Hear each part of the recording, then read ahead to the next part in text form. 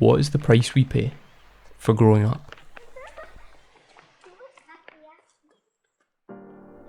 Into the lungs of our long-lost souls was an air that once bounced through every gasp.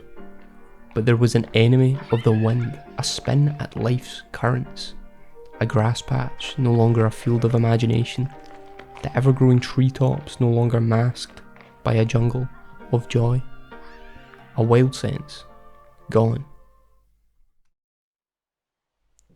You see, when shifting from childhood to adulthood, there comes a strange sense of loss, a faded fog of imagination, blinded by the weight of the world. It's a weird, uncomfortable feeling, a feeling that can seem rooted in hopelessness, but in my opinion, it's a concept that's almost entirely misunderstood.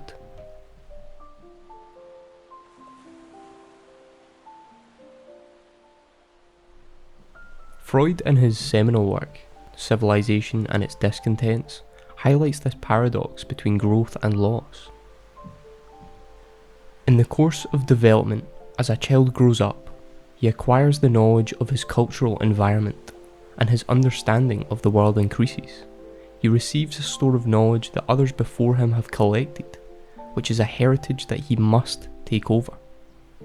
But this enrichment also means a loss of some happiness, as the world of childhood and its unrestrained imagination gradually diminishes.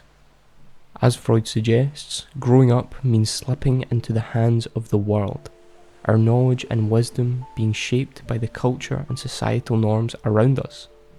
Think of how, as children, we soak up information like sponges.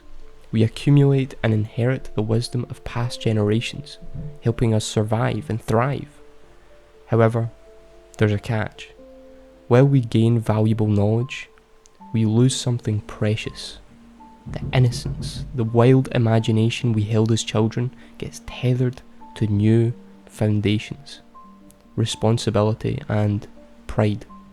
An important foundation to be rooted into, but simultaneously a curb to the free-flowing imaginative thinking that we were once capable of. It diminishes. The imaginative play and mystical thoughts that define childhood evaporate into the void of broken realities. It gives way to more structured and constrained ways of thinking. At first glance, this can seem pretty depressing. We might feel like cogs in a machine, robots programmed by life's demands, and in some ways, that's true. We do become like robots running on the system of reality, following the rules and norms of society. But, hold on. This is just one side of the story, the idea that's just sitting on the surface. There's actually a much more optimistic viewpoint that often gets overlooked. A viewpoint that people either just seem to forget or just never take into consideration. And that is articulation. This is a no-brainer. As we grow older, we become more articulate. This is a beautiful process of the mind, a skill we earn through time and experience. But, is it worth it? I believe it is. Think about this video. I may not be the smartest or most well-read person, but I'm still able to share ideas and perspectives clearly. This ability to articulate thoughts is a powerful skill that we've developed as adults.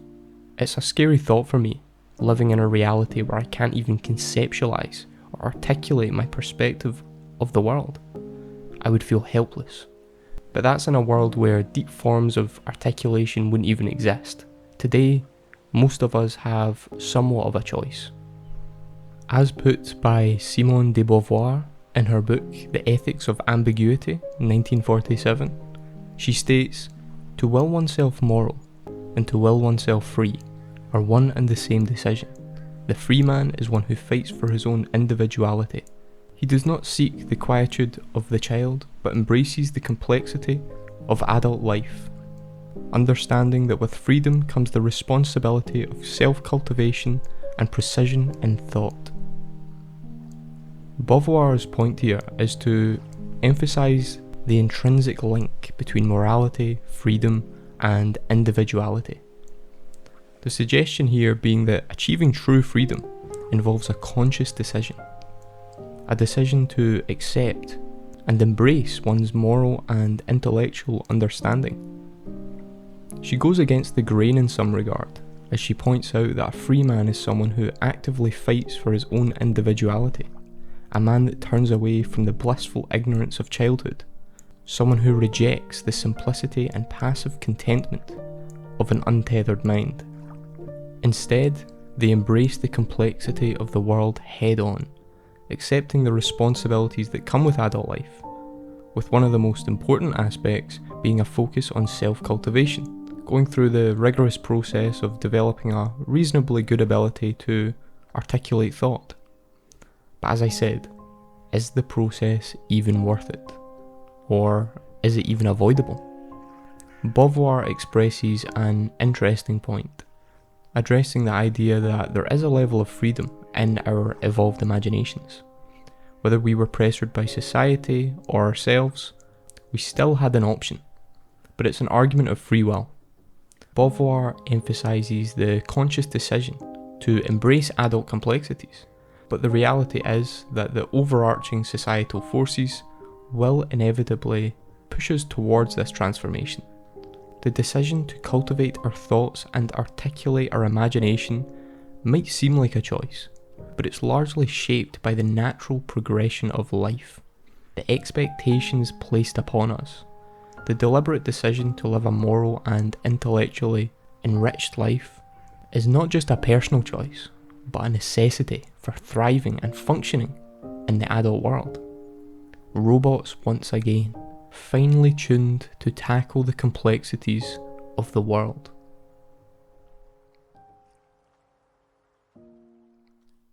What does it mean to be a humanitarian? The answer is to be a person promoting human welfare and social reform. A pretty noble and respectable position to hold. Jean Piaget, the Swiss psychologist known for his work on child development, has a theory that dives into the idea of both our evolving imaginations and a touch of humanitarianism.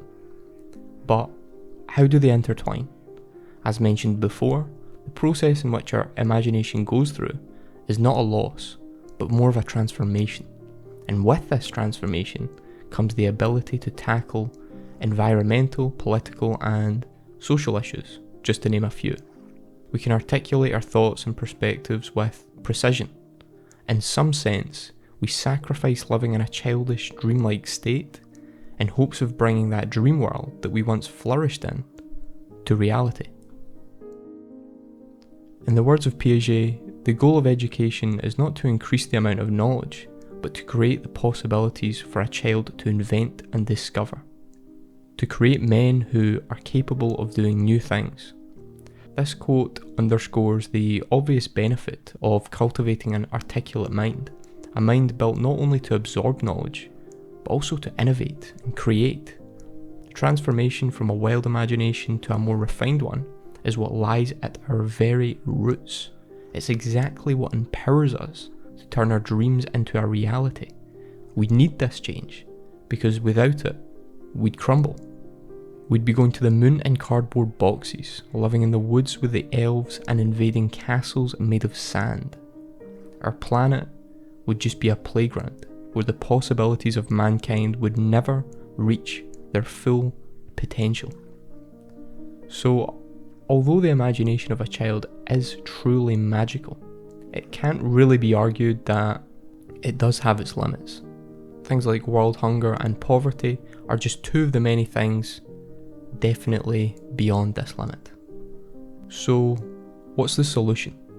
While growing up comes with its challenges and losses, it also brings opportunities. We might lose some of the wild imagination of our childhood, but we gain the ability to outline our thoughts, from carefree dreamers to articulate visionaries. The price we pay for growing up is not a terrible investment.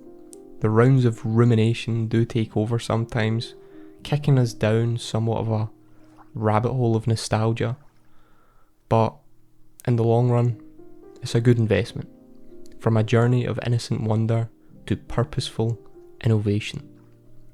And in that transformation, we find not just loss, but profound gain.